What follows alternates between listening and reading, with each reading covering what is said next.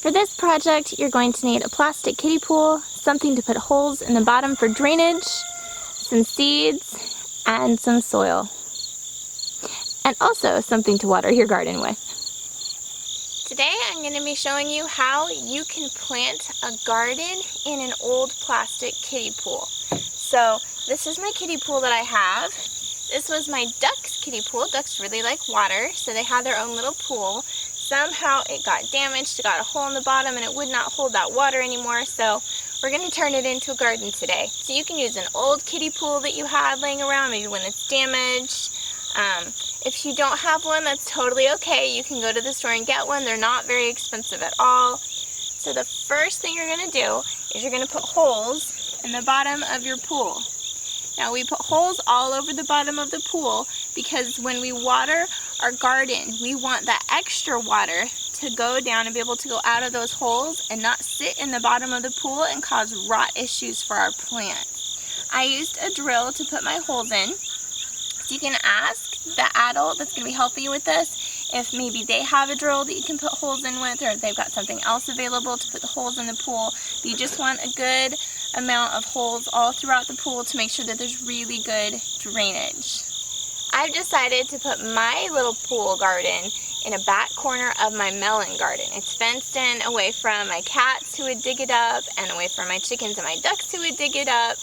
And I've just put some old cardboard boxes underneath it to help keep the weeds down. You don't have to do that, but if you have some boxes and the area that you're putting it has lots of other plants growing, then it might be a good idea to put down some cardboard boxes. I just rip all the tape off so there's no tape, and then I just lay them down to cover the grass. So after you've picked where you're putting it and you've got your kiddie pool positioned and you've got the holes in the bottom for drainage, you have to put dirt in your kiddie pool.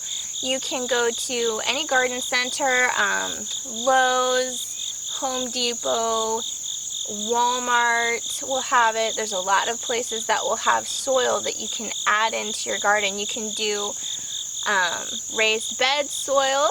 You can do container garden soil. You can add in some, it's called top soil, because bags of topsoil are fairly inexpensive, so I like to mix my bags of topsoil in with my other garden soil to kind of help it go a little bit further. So I'm going to be doing a mix today. So the amount of soil that you're going to need to fill your kiddie pool is going to depend on the size of kiddie pool that you get. I haven't gardened in a kiddie pool this size before. I used the size down. So I'll let you know how much I end up putting in here so that you have a guesstimate. But it's just going to kind of depend on how big or how little your kiddie pool is. I've got all of my soil in. It took me about 2 cubic feet. Now quite often when you go to the store to get soil, on the bag it will show you the cubic feet. So you need about 2 cubic feet to fill this. And I'm just going to pre-wet the soil. Don't mind my leaking watering can. But if you pre-moisten the soil, then you don't have to water it right after you put the seeds in.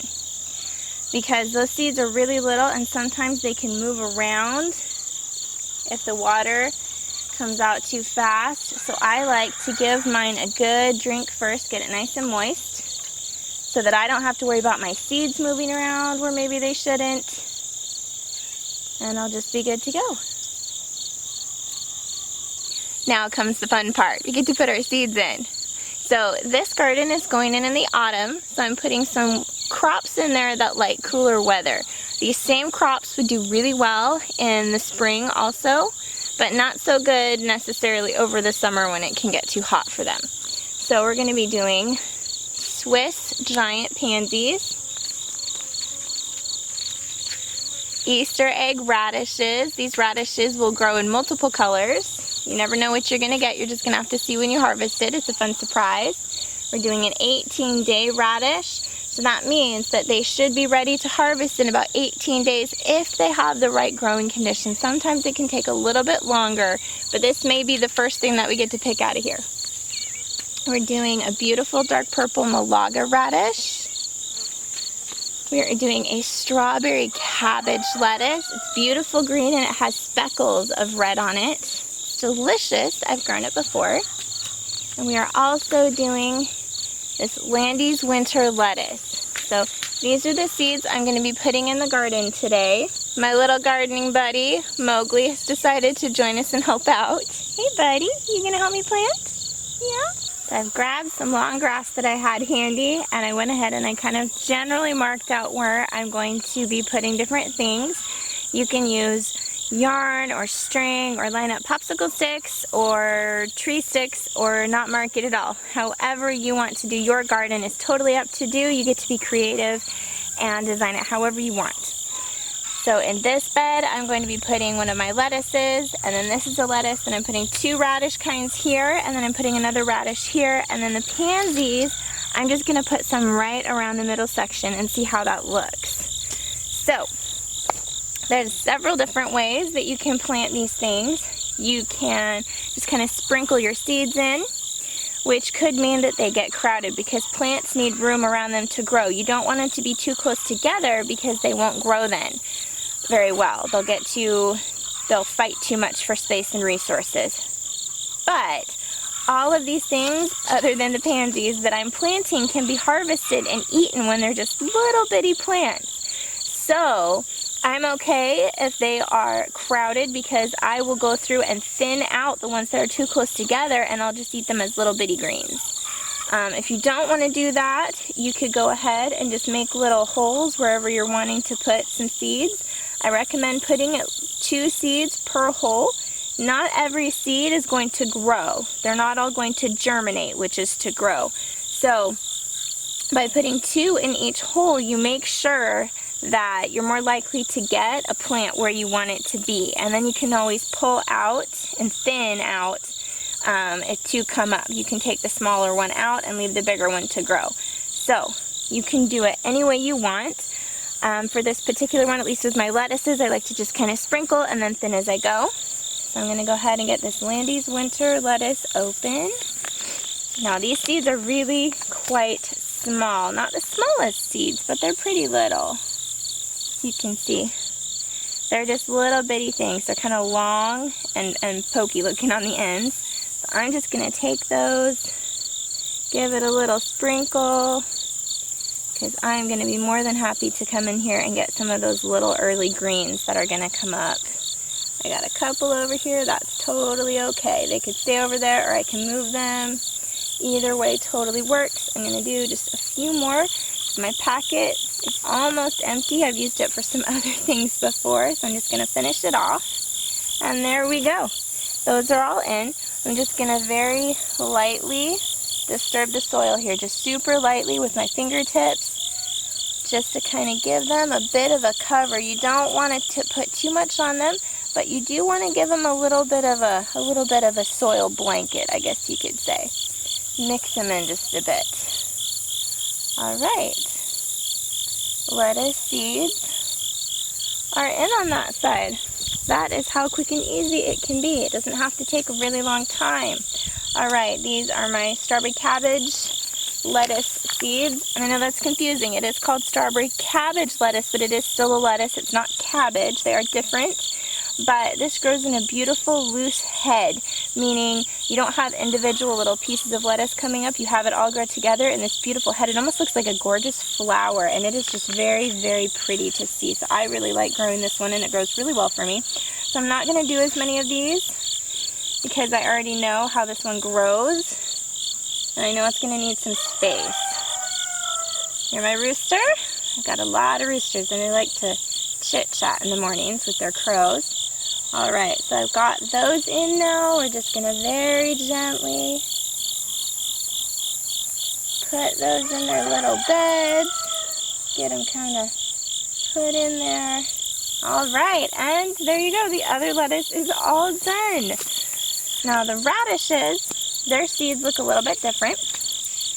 And you want to be careful not to get your seed packets wet because it can ruin your seeds. But the radishes, the seeds are a little bit bigger. Let's see. You see those? They're just a little bit different. They're kind of round, whereas the lettuce seeds are kind of long and skinny. So these are my 18-day radishes, and I'm still going to kind of sprinkle those because, again, I know I can pick these when they're just little bitty things, and they will be delicious. So I'm just going to put those in and kind of smooth the dirt over a little bit for them. Nothing too crazy.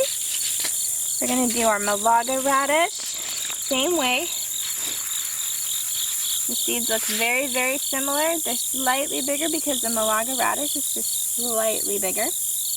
And if you wanted and you had a lot of seeds, you could put these in here much, much heavier than I'm doing. A lot more seeds. And you could grow microgreens out in your garden. But a micro means just really little.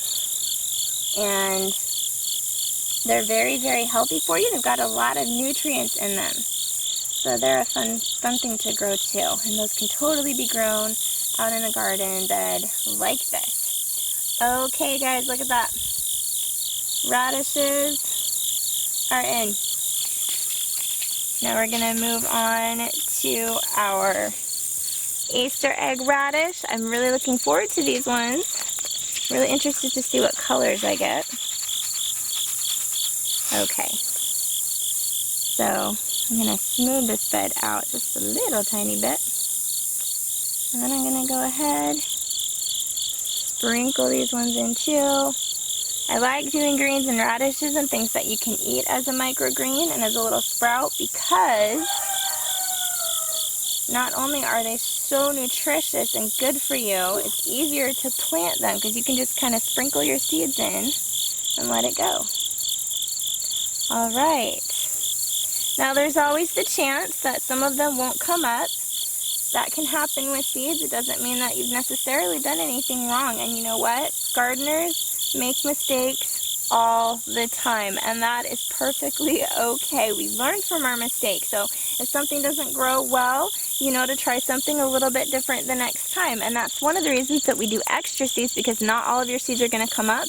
And so we do extra seeds to make sure that we're more likely to have something come up that we get to eat. So I'm going to get those put away. Last one is our pansies. Now, I've never grown pansies before, so I'm really interested to see how these grow.